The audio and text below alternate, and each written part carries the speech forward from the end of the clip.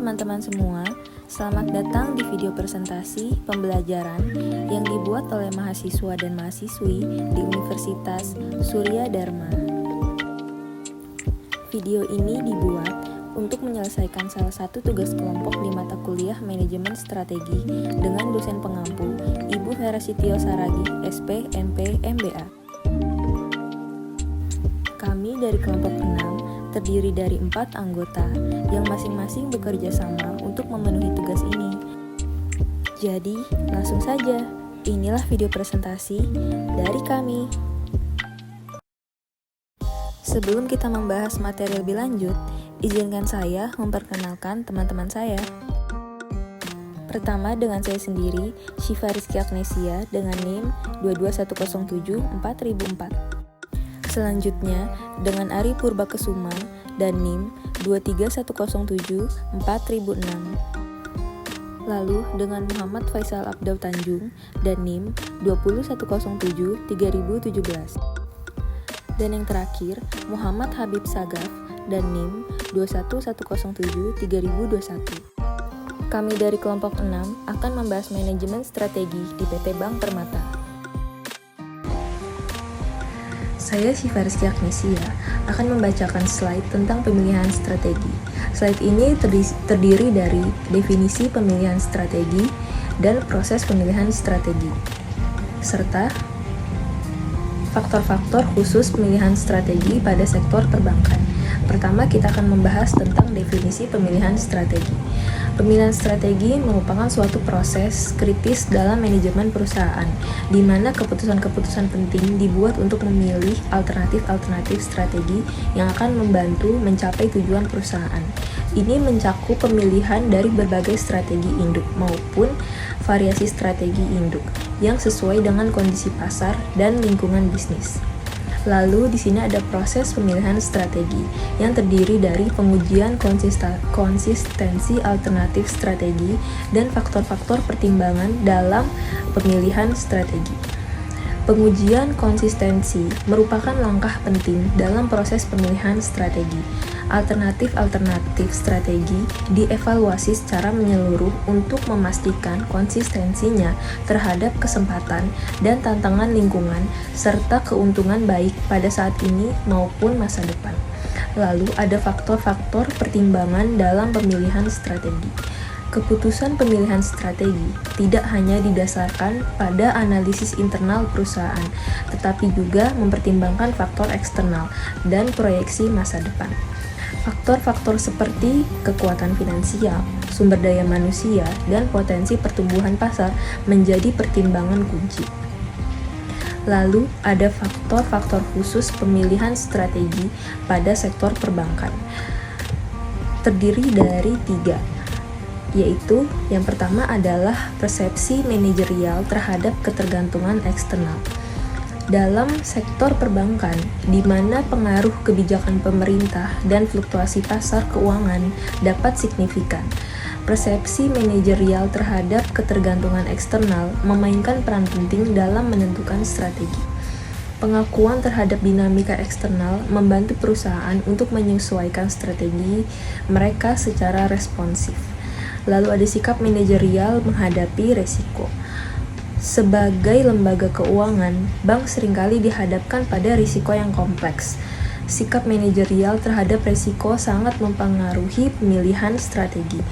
Beberapa bank mungkin lebih cenderung mengambil risiko untuk mencapai keuntungan yang lebih tinggi. Sementara yang lain mungkin memilih pendekatan konservatif. Lalu ada hubungan kekuatan manajerial dan struktur organisasi. Struktur organisasi dalam sektor perbankan dapat mempengaruhi cara strategi yang dipilih dan diimplementasikan.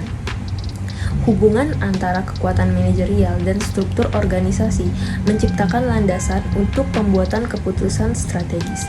Pemahaman yang baik tentang struktur organisasi membantu manajer memilih strategi yang kohesif dengan model operasional mereka. Baik, saya akan menjelaskan apa itu pengertian implementasi strategi dan juga komponennya. Implementasi strategi adalah tahap krisis di dalam siklus manajemen, di mana para pemimpin perusahaan, baik di tingkat korporat maupun unit bisnis, bertanggung jawab untuk mengkomunikasikan dan menerapkan strategi bersama-sama dengan karyawannya. Proses ini melibatkan sejumlah langkah dan keputusan untuk memastikan bahwa strategi yang dirancang dapat dijalankan dengan efektif. Lalu apa saja komponen implementasi strategi? Yang pertama, implementasi kepemimpinan.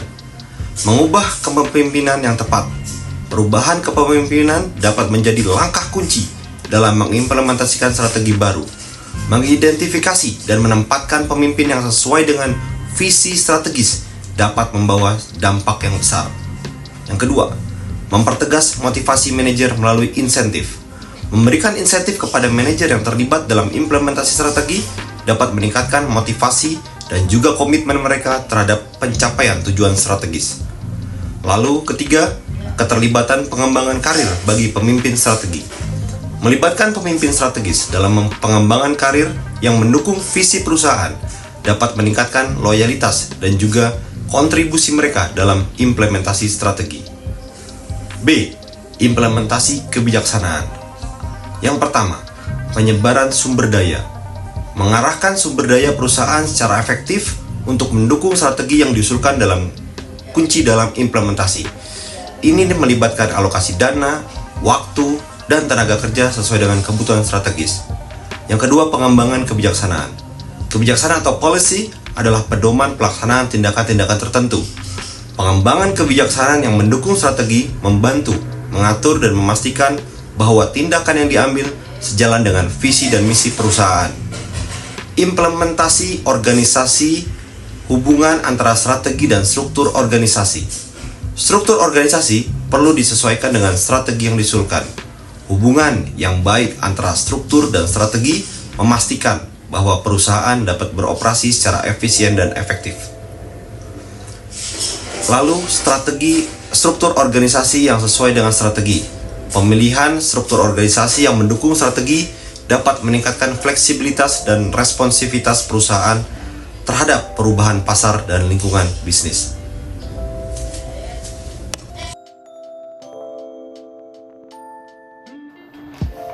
Baik, saya akan menjelaskan sedikit sejarah profil perusahaan. PT Permata Bank memiliki sejarah panjang sebagai salah satu lembaga keuangan ternama di Indonesia.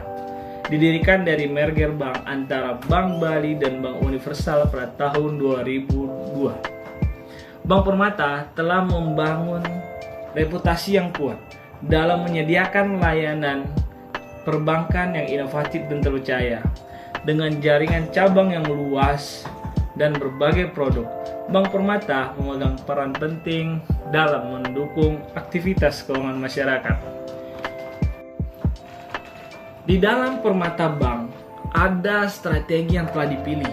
Yang pertama, diverifikasi produk dan layanan. Mengembangkan berbagai produk dan layanan perbankan untuk memenuhi kebutuhan pelanggan yang berkembang. Dan yang kedua, inovasi teknologi. Mengadopsi teknologi terkini untuk meningkatkan efisiensi operasional dan memberikan pengalaman yang lebih baik. Yang ketiga, ekspansi regional.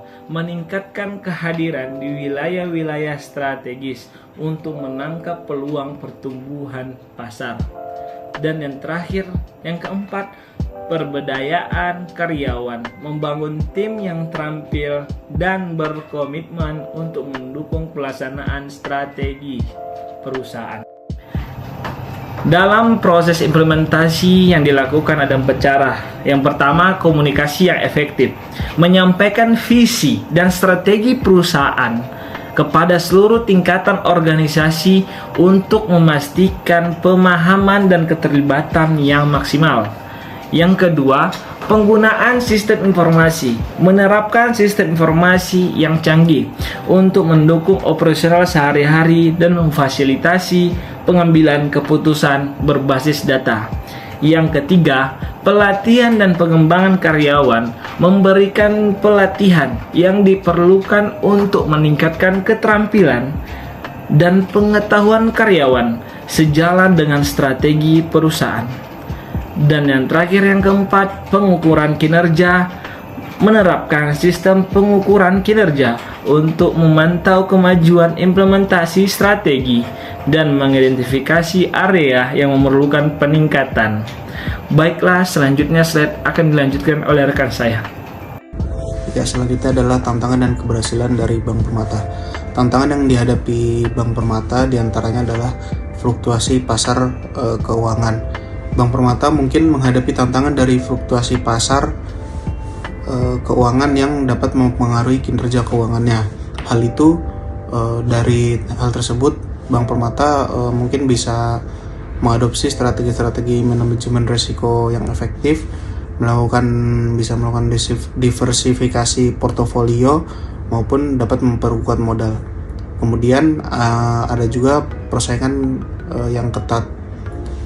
Banyaknya bank yang ada di Indonesia maupun dunia ini menuntut Bank Permata untuk terus berinovasi agar dapat tetap bersaing.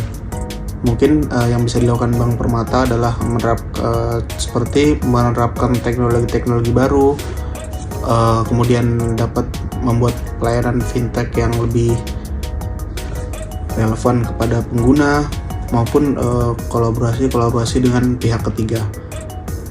Nah, dari hal itu semua, Bank Permata sudah mencapai keberhasilan yaitu dalam pertumbuhan portofolio. Keberhasilan Bank Permata itu bisa dilihat dalam pertumbuhan portofolio produk dan layanan yang ditawarkan kepada pelanggan yang saat ini bisa kita lihat langsung. Kemudian dari sisi kepercayaan pelanggan, bisa mempertahankan dan meningkatkan kepercayaan pelanggan melalui pelayanan yang handal dan konsisten.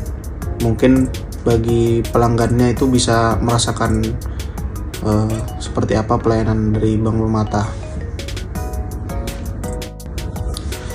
Kesimpulannya adalah melalui pemilihan strategi yang cerdas dan implementasi yang efektif, Bank Permata memiliki potensi untuk tetap menjadi pemain kunci dalam industri perbankan Indonesia.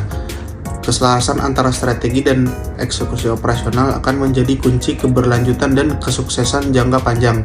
Dengan mengambil langkah proaktif dan responsif, Bank Permata dapat terus memberikan nilai tambah bagi pemangku kepentingan dan tetap relevan di tengah perubahan yang terus berlangsung.